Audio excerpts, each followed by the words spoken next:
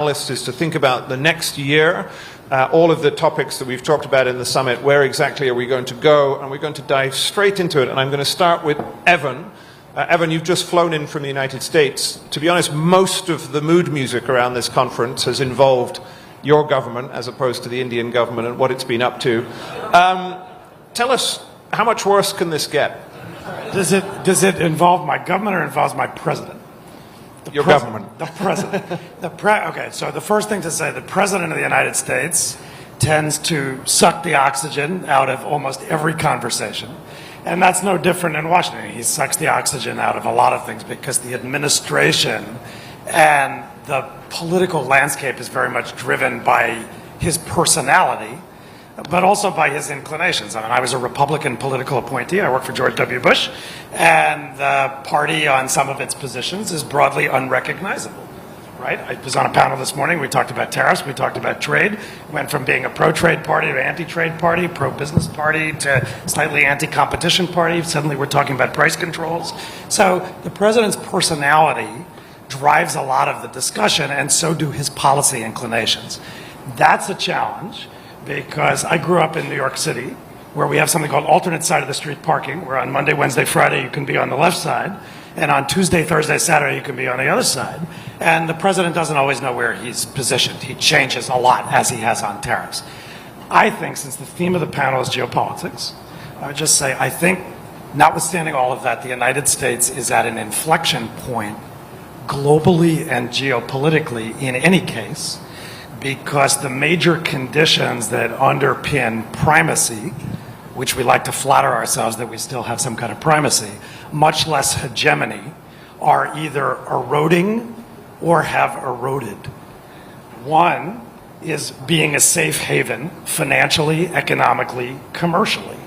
And if you look what's been happening in the markets for the last several days, there's a broad, as we were discussing on a panel this morning, moderated by Ambassador Singh, who I see here, there's been a broad liquidation of U.S. assets in the last few days in ways that cut at this question of safe haven, because it's not just risk assets, but it's safe assets that are trading in some ways as if they're risk assets. And that raises some fundamental questions about where the United States is heading, particularly in the fixed income and the bond market. Second, and most importantly, is the willingness to provide public goods. And to see public goods is something that you provide internationally, partly because it's self-interested to do so, but partly because that's the price you pay for primacy. And what I've seen happening structurally, but particularly in this administration, is that economic public goods being the demand, keeping the market open, sharing technology, thinking in terms of techno-globalism, not just techno-nationalism, the things that made the United States both attractive and a power are eroding in the policy landscape, but also in the public. And in this region, where the United States was the demand that export-led economies relied on to power their way to prosperity, the whole landscape is different.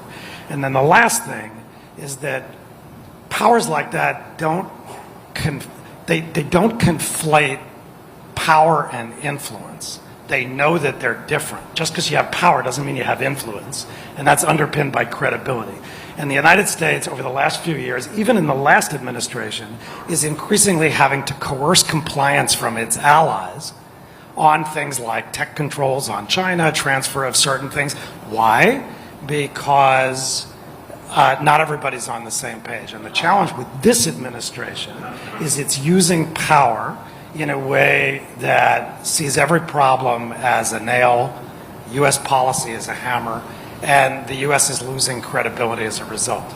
And so as that plays out over 4 years, I think it's really an inflection point in, as you implied, the way others think about the United States, but also, frankly, the way the United States sees itself internationally. Because if you're not willing to provide public goods, then you're not willing to pay the price of primacy, and that's essentially where the U.S. is heading.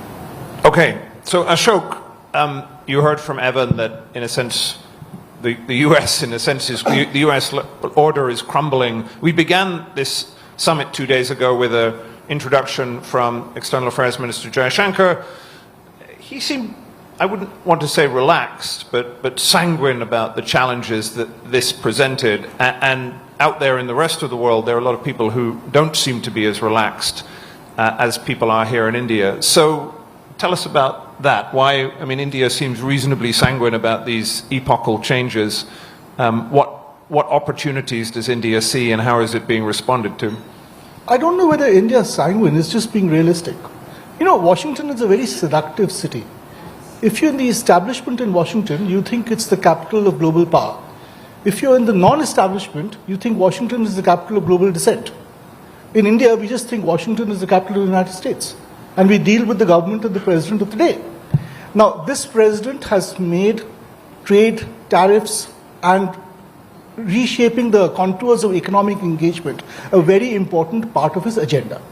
To be sure, there are different views on how that reshaping will take place, even within his administration, between the MAGA group, which sees tariffs as more long-term. It's almost theological about tariffs, and the Wall Street and tech crowd, which is more transactional and short-termist on tariffs.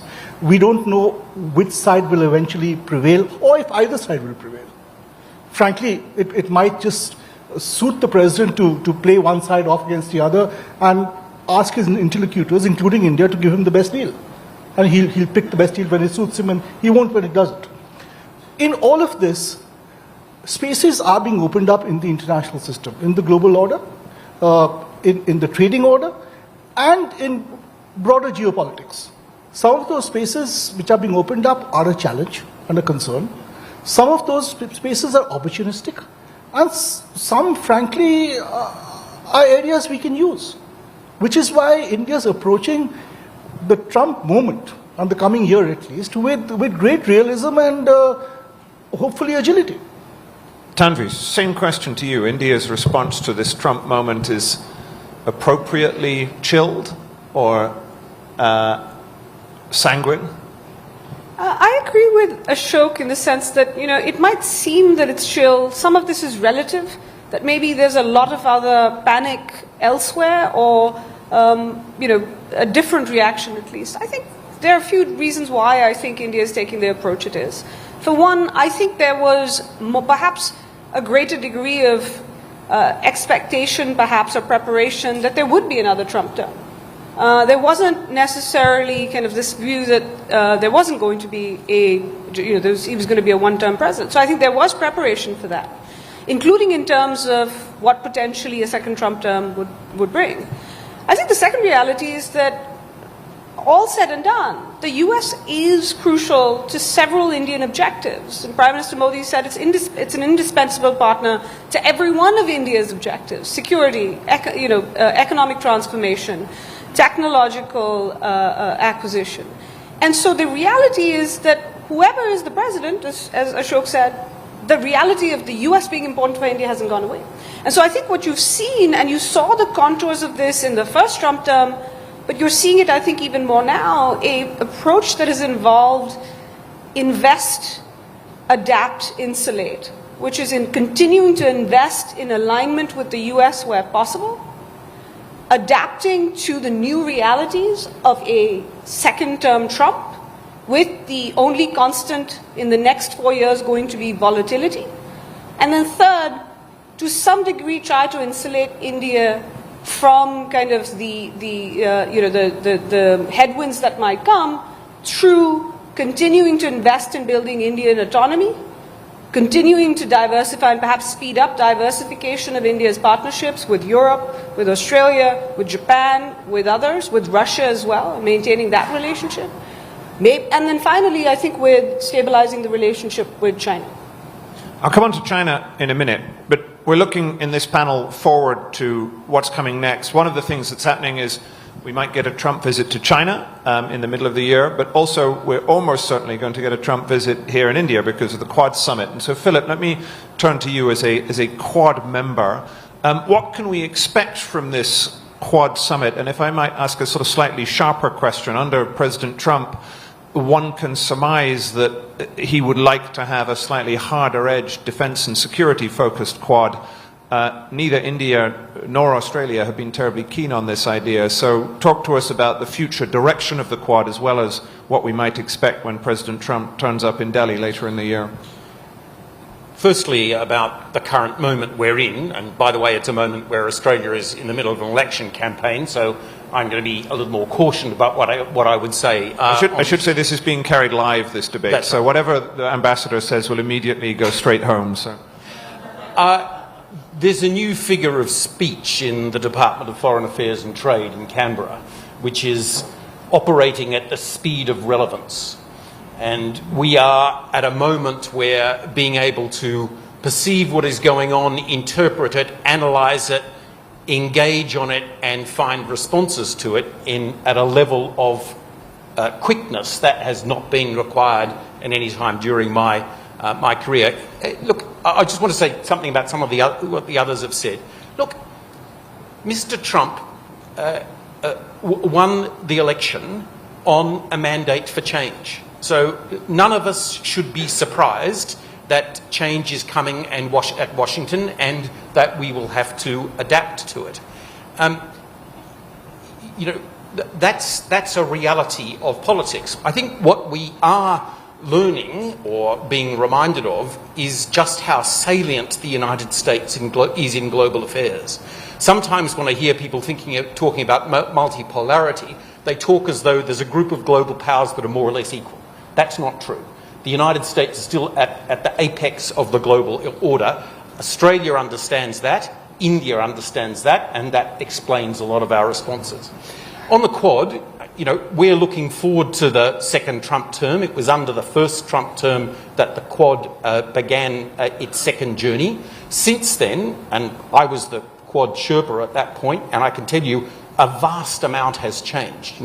In those days, the Quad was seeking to become the Quad, in effect. We were meeting at senior officials' levels on the sidelines of other meetings, sometimes not putting out a statement, occasionally a few lines. Now we have summits, we have foreign ministers' meetings, we have working groups, we have a whole range of activity going forward. So the Quad has really matured in a very important way.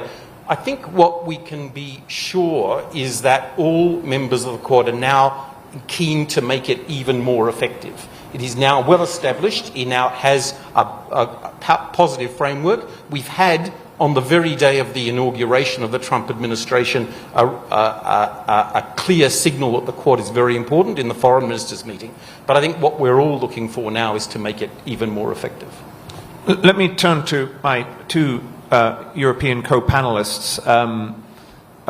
Ambassador Ackermann, during this event, my colleague at the European Council on Foreign Relations, Janko Ortel, had a back and forth with Piyush Goyal in which he stated that he thought Europe was currently in crisis. He was referring partly to trade negotiations and non-tariff barriers and environmental regulations, but he was making a broader point. I wondered, before we get into the substance of Europe-India relations, if you might like to respond to that and in a sense, give a sense of where you see the Europe-India relationship.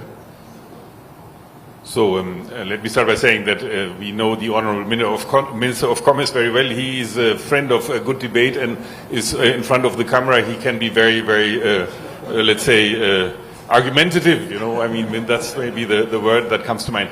I would respectfully disagree. I think Europe... You don't have to be too respectful. Yeah, well, I'm ambassador in India. I better respectfully disagree. So I would say that Europe is, undergoing we have some difficulties where basically not alone. You see the rest of the world, including the United States of America, having a couple of difficulties, so that's the reality. But I think when you look at what happened in the last weeks, Europe has shown in a remarkable moment of strength. And I would say that the visit of the President of the Commission and 21 commissioners to Delhi 5 weeks ago was one of these remarkable events where the Commission has shown that they shift their attention very much towards India. I think I've never seen such a visit before to any other country. I think there is a dedication and a commitment to the FTA between India and Europe, and we should not forget it is a time now where those who believe in global and free trade should join hands. This is the time where we should sit together and try to figure out what is possible in the framework of an FTA. And at this moment, I have to say, and the Honourable Minister of Commerce is very aware of this, that the Prime Minister Modi, and the President of the Commission have agreed on a negotiated free trade agreement by the end of this year. Yeah? So we have another 8 months to get through this, and this is a sort of a clear order, I would see, and I think for the next round we'll see whether progress will be made. The other thing where I feel Europe has shown quite a strength is when we saw the up and down in the United States of America. I mean, the Commission has reacted in a very sensible way, calm but very resolved, and I think what we've seen as a reaction has shown that this reaction was the way, the approach the European Commission has taken was quite a wise and a sensible one. So, although Europe has a tendency of belittling itself and also exaggerating the difficulties in which it is right now, I think you should not underestimate the strength and the resolve Europe has right now. Rosa, given we're here under the auspices of the good people of Carnegie, I should plug a Carnegie publication, which is, you wrote a rather good essay a few months ago talking about a strategic Europe. In his opening remarks, the External Affairs Minister had a line in which he said it was important to India that Europe was a pole in the international system and that it behaved as if it was a pole. One of the themes I've detected from this conference is, in a sense, a sort of growing Indian respect for Europe, as Europe becomes more carnivorous and less herbivorous, India it sort of sees a partner it can work with. Is there truth in that? Can India expect a stronger and more strategic Europe as a partner in future? I do see the signs of Europe flipping the narrative away from belittling itself towards thinking far more sharply about what its actual interests are and what it needs to do to pursue them. But I don't want to gloss over the predicament in which Europe is at the moment, because there is a war in Europe.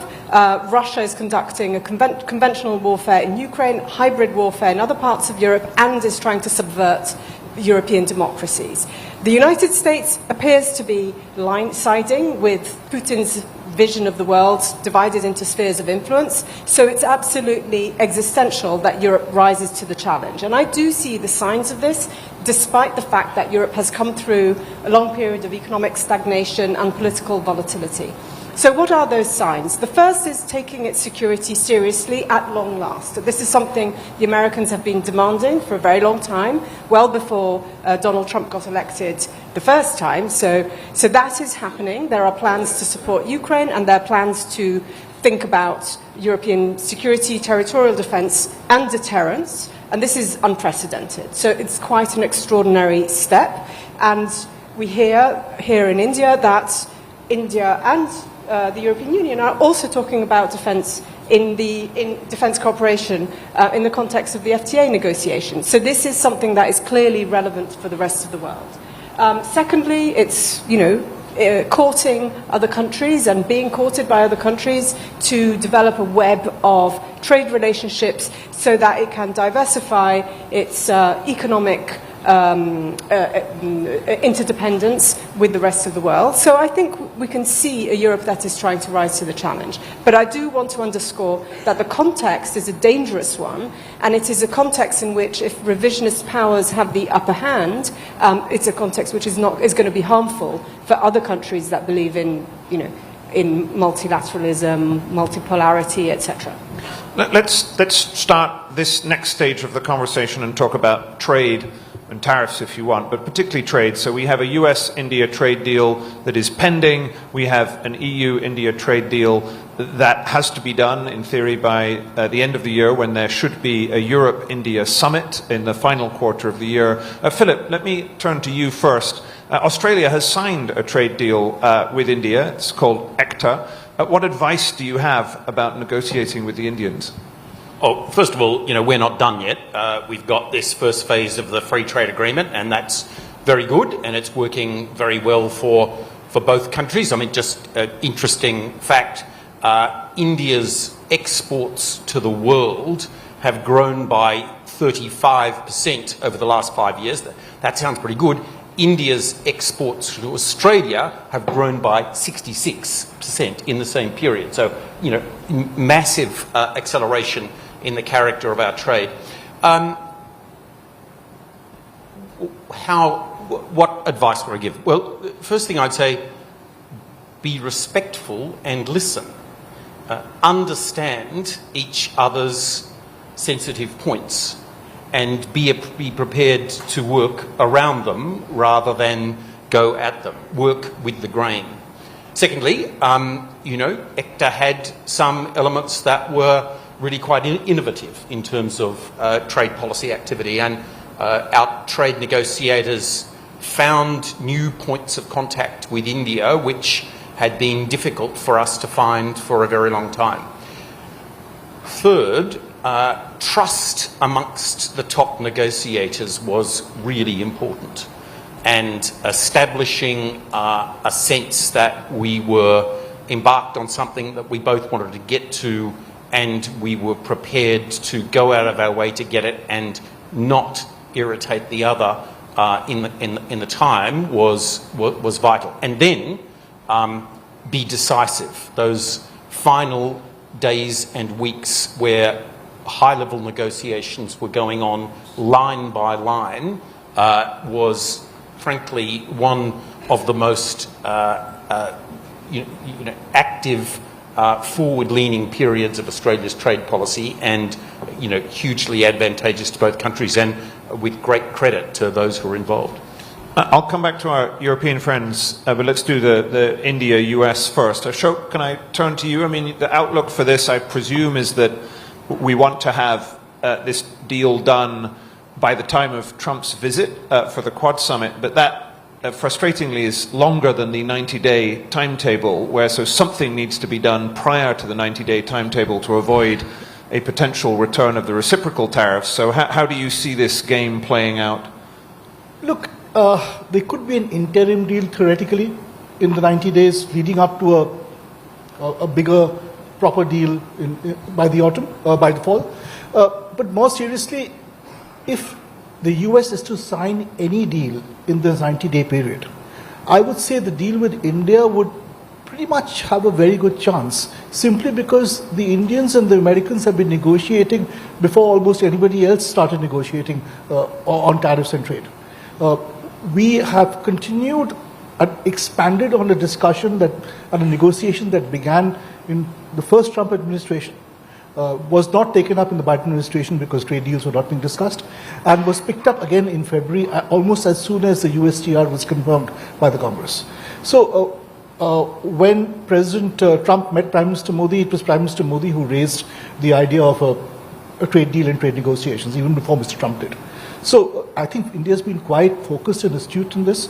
It's made an offer, which by Indian standards I understand is an ambitious offer. Perhaps it can lead to further negotiations. But if there is a trade deal with any country in the next 90 days, I'm pretty sure India would be one of the first. Tanvi, I know you're not a trade specialist per se. You cover many topics, but do you have a view on this as well? Do you think this deal will kind of get over the line? I mean, I'll make a broader point about these trade agreements. I do sense a different attitude from the Indian government on this, at least in terms of rhetoric. We obviously don't know what is in these deals. And you've heard this from the External Affairs Minister in recent weeks. You've heard this from the Commerce Minister just yesterday. His comments in Europe got a lot of attention, but he was very clear yesterday. He made a few points that are worth noting. One, he said, we need to do trade, and he also mentioned investment, not just trade. He's talked about that India needs to do more business with the world. But he also specified that India wants to do business in particular with trusted partners in the developed world. And the third thing that he mentioned, and this seemed to signal more to certain parts of, I think in terms of a domestic audience, is that it is become, that certain Indian sectors have become too used to having the domestic market and too comfortable, and that it would actually be good for Indian consumers and things like the Indian economy, job creation, to actually engage in this process. And the reason I think this is perhaps a different moment, I think nothing is inevitable, which is also why I don't think India is sanguine. I think you see that India is not sanguine in the fact that there seems to be some sense of difference from previous attitudes about trade agreements. This government, when it came in, was not keen on trade and bilateral investment agreements. And I think it's a confluence of conditions that bring us to this point. I do think the Trump administration's approach on this is one, but I do think as well the need for additional growth and job-creating growth, as well as the fact there is another thing that perhaps adds to this moment, is that politically, perhaps for the government, there is a moment. There's only one state election between now and next year. This time next year, maybe that gives the government a little bit of space, including to socialize the public about these agreements. But I'll make two other points. I think one other thing that I get the sense at least some recognize, if not a number of people in government, is that this is not a business as usual moment for India or the world. This is a moment at the end of the day, I think, this is my view, that we have not seen since that period between 1989 and 1991. And it deserves the kind of reaction, even though it's not a crisis point like 1991 was, it deserves the kind of reaction in terms of understanding there needs to be urgency and agility, and perhaps going beyond that business as usual as India. So I do think this trade part of it is part of seeing that differently. I'm going to go to our European colleagues now. In a sense, so Tanvi says this is not a business as usual moment. If Europe is to sign a trade deal with India by the time of the summit in the autumn, that will really be a not business as usual process for Europe, because it will mean, in effect, Europe is going to have to sign a deal similar to the Australians, a sort of stage one deal. You can't do a full Europe-style FTA in 6 months. So, Ambassador Ackermann, do you think this is going to happen? Yeah, I think, it's no secret that the European Union is not an easy partner when it comes to FTAs. Not only do we have 27 different member states with different priorities, but also we tend to go for this comprehensiveness, in the FTAs, and I think Tanvi is right. This is not something we can, it's not the same pattern that we did with Canada or New Zealand or something. It has to be different, and that means also the European side has to adapt to the realities. But adapting to realities doesn't mean, and that's also valid for the American thing, that you throw your convictions overboard. You have to see what you can do. I'm very convinced that if both sides are serious and they are really willing to come to a conclusion, they will be able to do it. That it is not maybe the full-fledged Canada CETA deal, clearly, but it's maybe more than the Australia deal also. So I think let's see what comes out of it. I'm pretty convinced that I'm convinced because I think now is the moment, actually. Now is the moment to show that we believe in global trade. And I think the investment part, which the Indian side emphasizes, is an important part of this. The investment part is important, and I think it will also come. For the German business in India, an FTA will be a game changer, and that will bring new investment in India, there is no doubt. More than an Australia deal. This now sounds like a contest between ambassadors named Philipp in Delhi for who can get the best FTA. So can I say my friend Philipp said that they are not done yet. That's why I can say more than the Australia day on the first stage, because they are working on the next stage. I like this Philipp-based competition over Indian trade policy. This is terrific. Rosa, may I ask the same question? Do you share the ambassador's optimism? I mean, in a sense, I'm interested in this because were Europe in a sense, to compromise on its traditional FTA model in order to do a trade deal with India at an accelerated timescale, it would be a real indicator of the kind of geopolitical impetus and a change in approach from Europe. And so, do you think it'll happen? Well, let's be honest, the shift away from comprehensive trade deals that included everything on climate, on labour standards, on health and safety was already happening. Europe wasn't getting its way and was receiving a lot of pushback from countries around the world, but also from Europeans who were, protesting against, for instance, the Transatlantic Trade and Investment Partnership and against the agreement with CETA. So I think we were in that space anyway. So what is important? Number one is to lock in relationships through trade. Number two, to continue the conversation on all those things that might not get in the trade agreement, but that are important. And I do think Europe has a special role to play, together with others, in supporting what we call global commons or global public goods, which are very much related to climate, related to technology, related to all those trends that escape state control. Because what we have is a trend in which several states are trying to maintain and extend national control undemocratically, and we have a number of trends that go beyond states and that need to be regulated. And I think the EU definitely, and European countries, are in that camp of countries that want to think about global commons together with others. So I think that's the sort of way in which a thinner FTA can be compensated through different types of conversation. Excellent.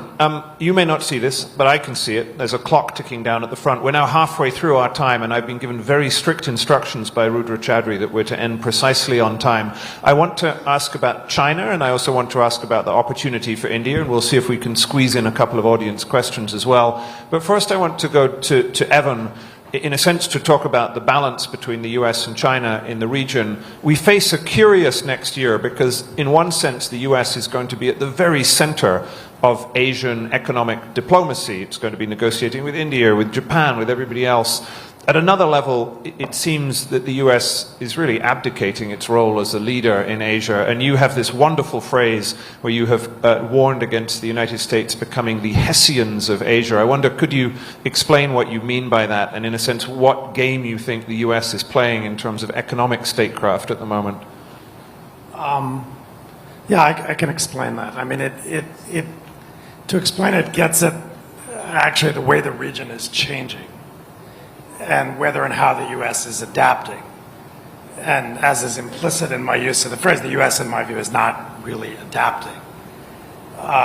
If you think about why the United States was a leader in Asia, by which I really mean East Asia, in the post-World War II period, but particularly after the 1960s, it was because it was the principal provider of both security-related public goods and economic-related public goods and other benefits.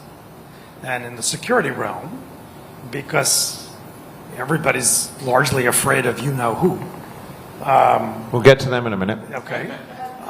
You know, I mean, just to be blunt about it, most countries in the region are scared of China. And because they're scared of China, the United States is, and for much of the region will continue, as far as my eyes can see, to either be a direct security provider or an indirect security provider through the security-related public goods that it provides through things like alliances, forward-deployed military presence, carrier battle groups. In other words, we sail boats and fly planes around, and we're good at it. And that's both instrumentally and strategically useful in the region.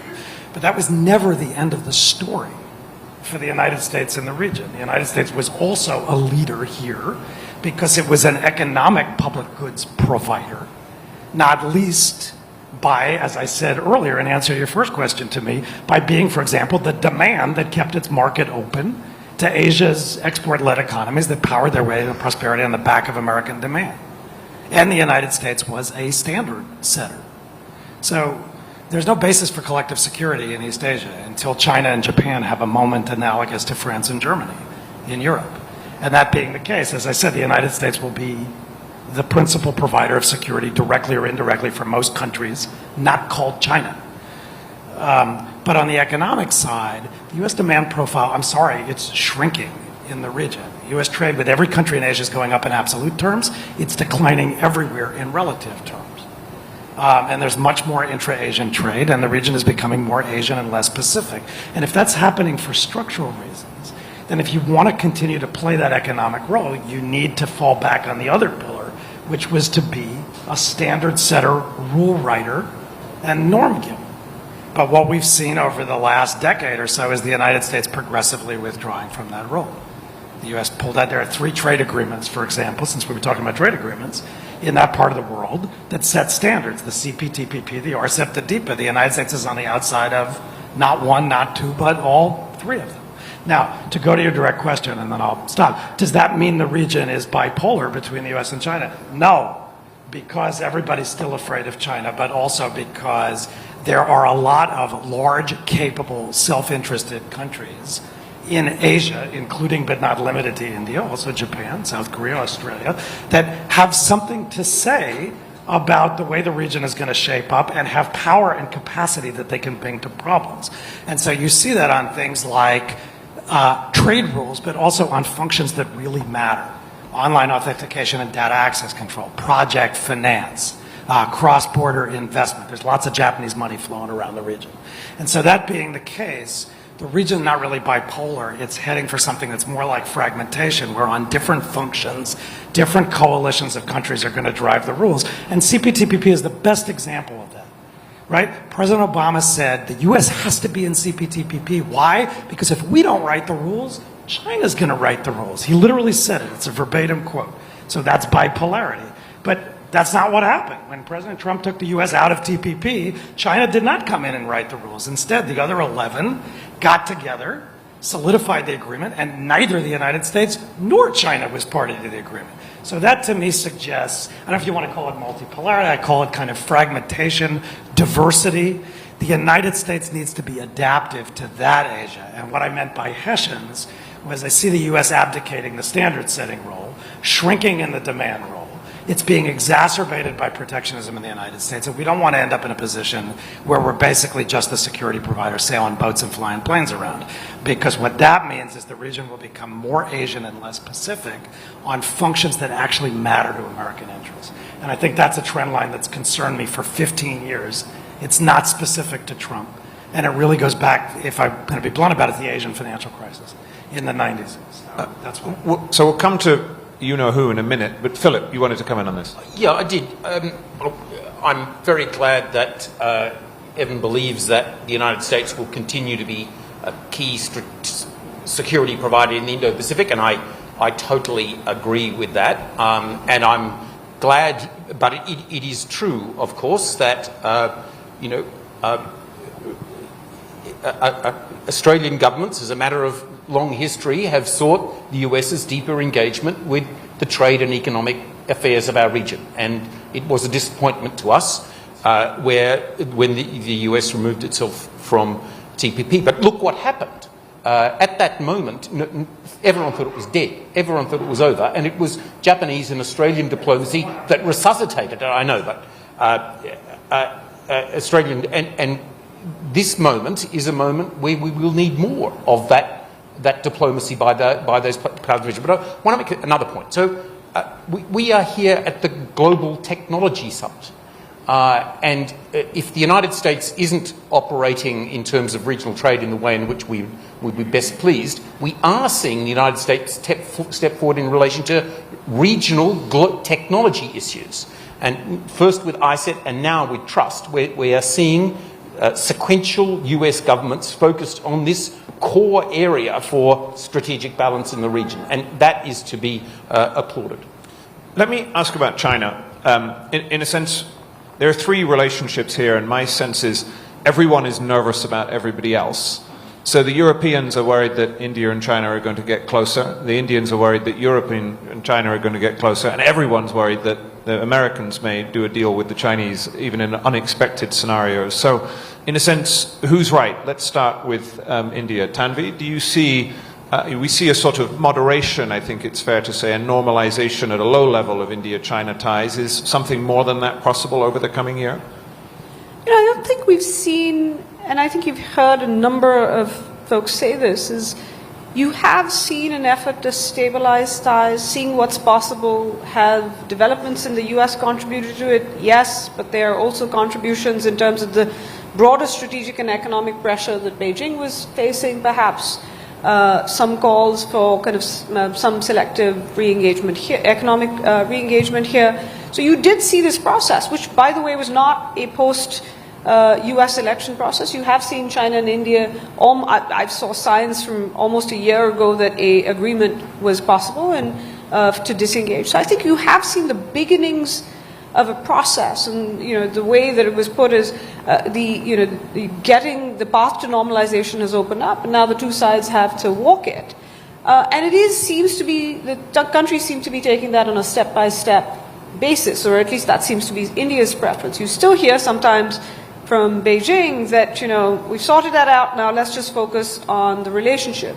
And you are seeing a Beijing that every day, and you see this on a couple of the Chinese embassy accounts here, you've seen it repeatedly, this sense of actually trying to say that one of the reasons India and China should do more together, including in Asia, is because look at what the US is doing. India is not taking that bait, and I think one of the reasons you're seeing India not taking that bait is it is structurally still a rivalry. You have not seen any changes in the kind of structural problems that the two countries have. For every sign or meeting that you have, you are seeing those competitive instincts between the two countries. So are we going to see more? Yes, we might see more steps. I think it depends on whether both sides think they're getting from this dialogue, what they think is going to get them to move forward. But I think, and you could even see the topic of economic ties have come up. I've said before, I think there will be certain areas there will be selective economic re-engagement. I think the minister was clear yesterday. He does not see India joining RCEP, for example, or having that deep trade or at least investment relationship with China that some would like. But nonetheless, I do think you've already seen some signs of that. But I do not see, unless China makes an offer to India to take it off the table in some ways and changes its behavior radically, that you are going to see a massive shift. And one other thing that just worries, when you talk about people worrying about relation, the thing that people used to worry about when they saw China and India talking in the US, elsewhere, was that if China and India were getting along, or because India was concerned about provoking China, it would stop doing things with the US, with the Quad and others. We have not seen any signs of that, or any major signs of that in the last few months, even as India has been on this normalization process.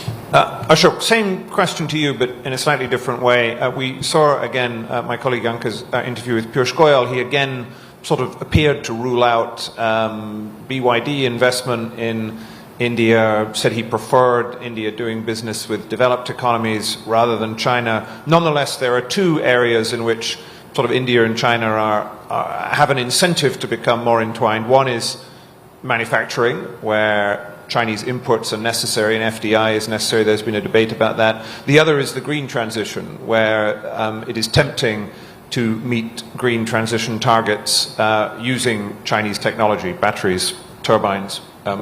In a sense, is it possible to have a China-free supply chain for India? In some cases, no.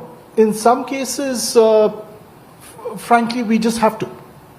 I'll give you one example of an area where a China-free supply chain is and was possible for all our countries: COVID vaccines. I worked on it when I was in the ministry. And you either had a China supply chain COVID vaccine, or you had a non-China supply chain COVID vaccine involving India, Australia, Poland, America, all countries. Anyway, that's besides the point. How does India approach China? Look, it's complex. China is India's largest trading partner in most years. In some years, it's the United States. China is a very significant economy. It's not going to go away. To boycott China is to punish Indian consumers.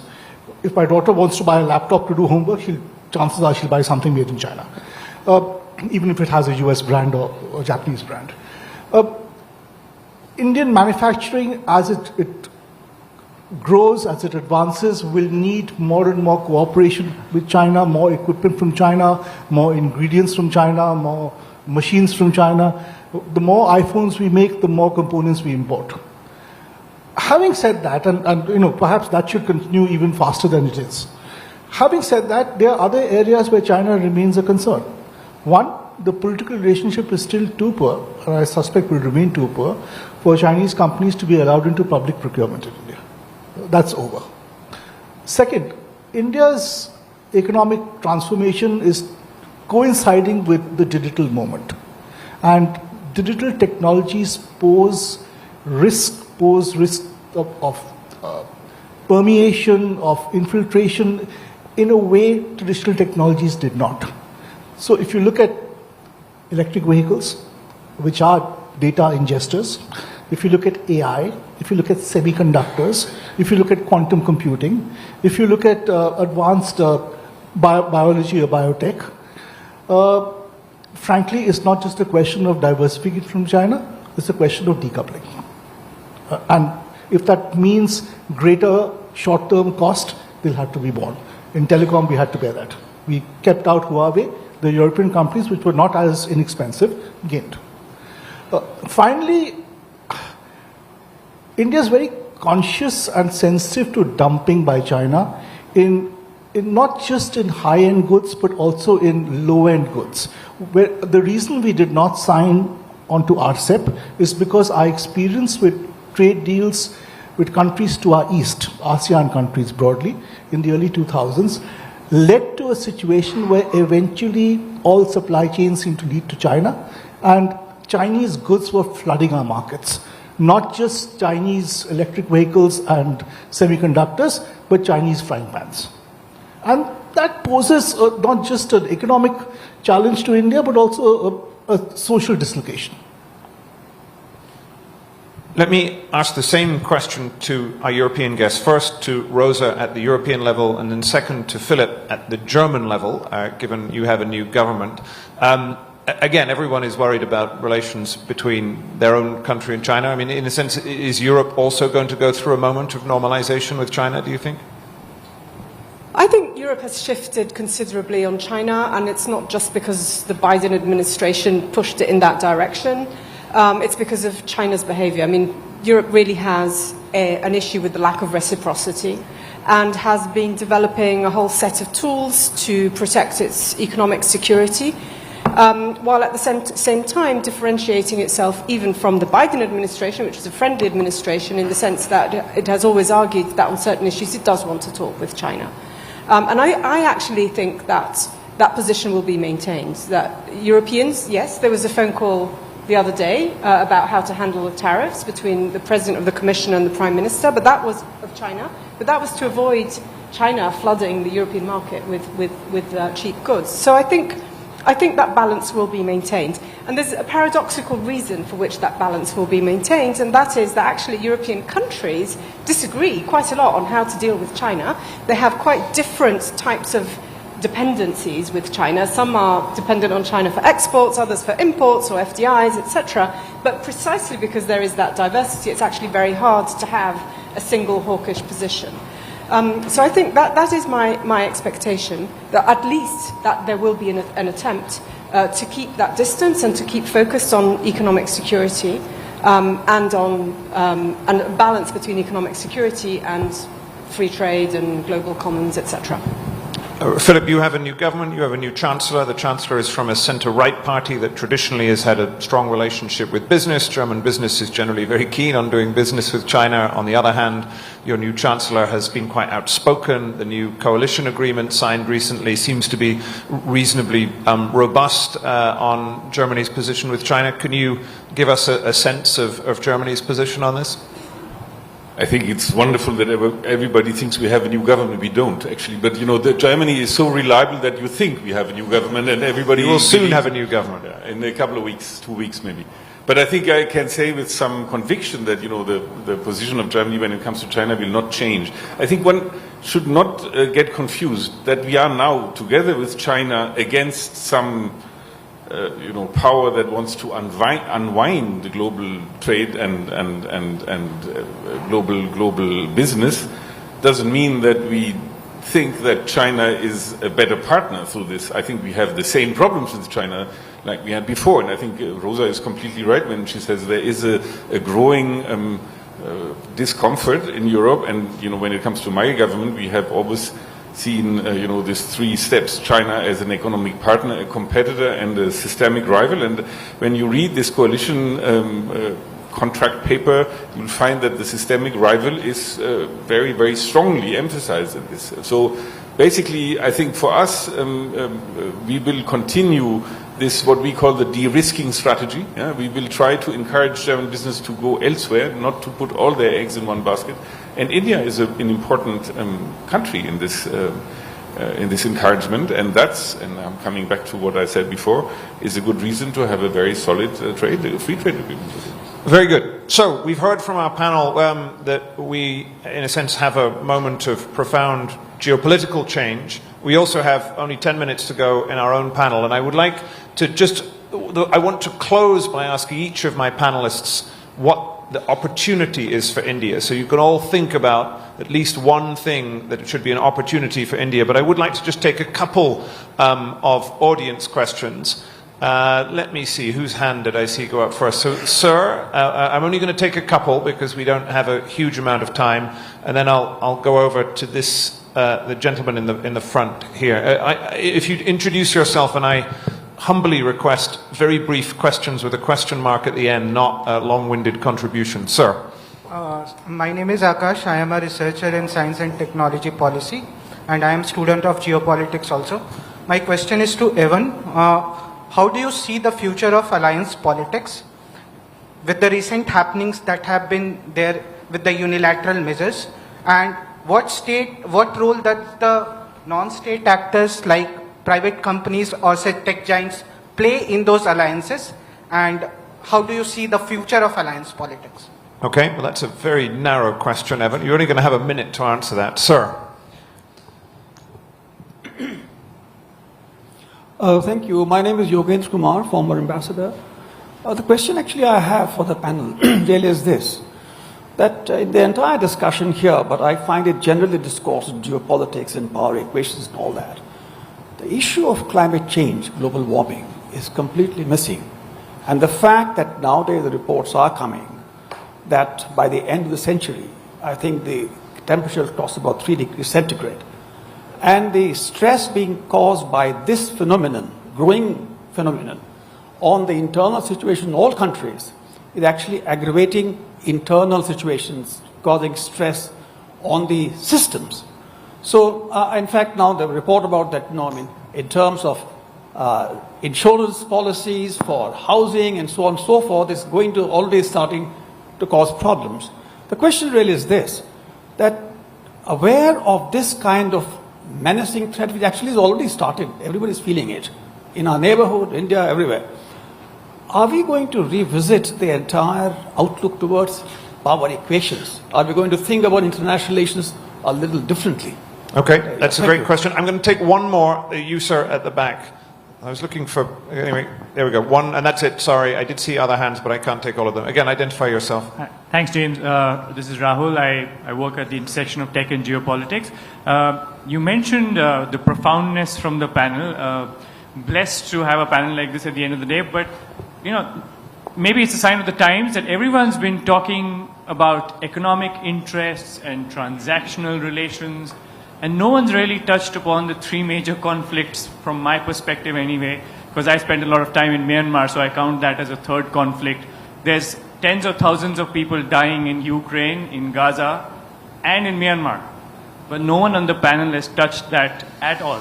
Okay. I'm not saying, but I guess the question then is, where does that feature in the geopolitics of the next year? Where does that feature in the alliances of the world? Is there a binary solution to it, considering we are in a tech conference where things can get binary? Okay. All right. Now, panelists, you have about a minute each before we run out of time, so this is going to be difficult. Evan, you had a specific question about alliance politics, and I'd also like an opportunity for India thought from you as from everyone else. So why don't you go first? Okay. I can't address all aspects of the alliance question because you threw in business and civic groups. Why don't I just focus at the strategic level? First point, it's just a fact. The United States is currently introducing a lot of stress into its alliance relationships. It's a fact. And it's intellectually unserious to pretend otherwise. I think it's a little less salient in Asia, and it's manifesting itself in Asia differently than in Europe. But the problem is that the United States is increasingly China-centric in its approach to the region, and that's going to stress these alliances in a different set of ways. I'll be quick, I promise. I work for a guy named Rich Armitage. He was Deputy Secretary of State. Rich had a famous saying. He said, if you want to get China right, you got to get Asia right. But the U.S. has kind of flipped that. Increasingly, we're making every relationship policy initiative in Asia derivative of the focus on China. And the fact is, American allies have not securitized their approaches to China, particularly on the economic side, to the degree the U.S. has. And that's going to stress these because it means the U.S. is going to have to coerce compliance by extraterritorializing things like export controls, investment restrictions, and so on.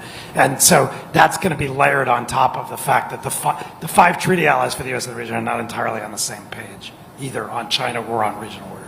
Thailand's not Japan. Japan, not even Australia. So that's a short answer. On India, my thing would be to say, when I first started coming to India, everybody in the United States used to say India was this place that needed to be reformed. So it was like India was this object that needed to be reformed.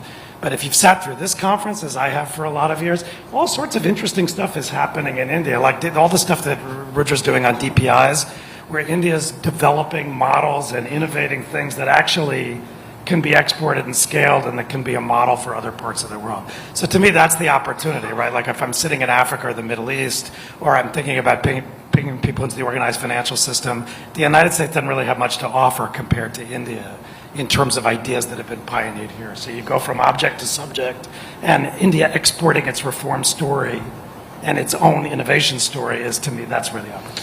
Philip, I don't know if you want very briefly to pick up the excellent climate change point and also give us an opportunity for India as well. So, super briefly on both the questions about regional conflicts and about climate change. The reality is we live in a time of great power contestation, and that makes it harder for the global community and us diplomats to eke out enough time and space to deal with the regional problems and this huge generational problem of climate change. I don't have the answer to that. All I can say is that the word that jangles around our system, reverberates around our system, is agency. That countries of the size of Australia need to engage with utmost agency to do what we can to try to resolve these problems as great power contestation flows through. Opportunity for India? Reform. Okay. Let me go to Rosa. I wonder, if you would like, you had a mention of Ukraine. I thought you might want to say a word about that, and again, an opportunity for India in this moment. Well, I mean, there's one thing, there's, I can sense quite a bit of glee at the decline of the United States as a hegemonic power, but I think we should remember that with hegemony comes responsibility. So if power is diffused towards a multilateral order, that means that these poles of the global relations need to take responsibility. And I think the responsibility really has to be towards peace and addressing conflicts. And you mentioned there's also Sudan, Ukraine, Gaza, Myanmar.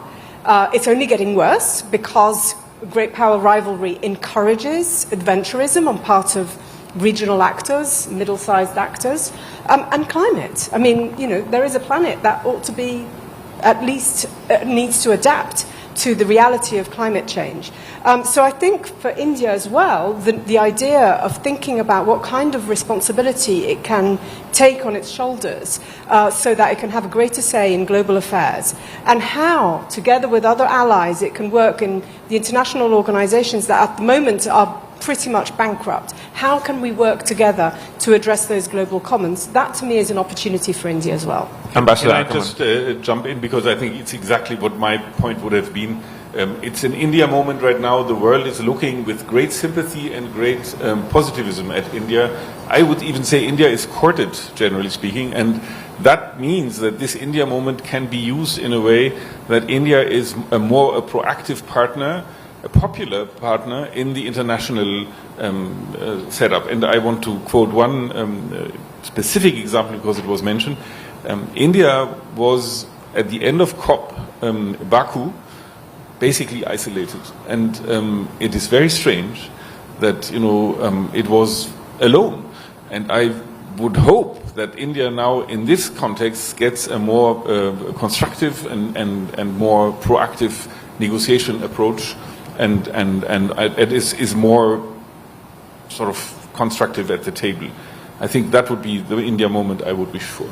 And so, Ashok and Tanvi, as in a sense, India specialists, can you give us an opportunity for India to close? Maybe Ashok first and then Tanvi. Okay, Tanvi first and then Ashok. Don't be too modest. I'm going to use an Americanism. If you build it, they will come. And yesterday, Nandan Nilekani pointed out that the things India needs to do, it's not about what's going on about our internal. And if India builds the environment, capital is looking for places, countries are looking for partners, the region is looking for leadership. If India offers it, India will have that opportunity. Ashok, final word to you. Well, what will India do in the coming year? Quite honestly, hunker down, look inwards, show great urgency, long overdue, in signing trade deals with compatible partners such as the US, the EU, New Zealand, the UK. These are not trade deals that really threaten India in a way a trade deal with China would. I think there's great keenness and urgency to actually do those. Second, in a world which is perhaps moving towards spheres of influence and regions of influence, and certainly more great power competition, India needs to work much more closely with its immediate neighbors, because great power competition is coming very, very, very close to our borders. Very good. This has been a fantastic event, and I think this has been a fantastic panel, so please give my panelists a big round of applause. Thank you very much for a great discussion. And I think this marks the end of the event. I will hand back to our hosts at Carnegie if someone wants to close, otherwise we will draw proceedings to a close. There we go. Thank you very much.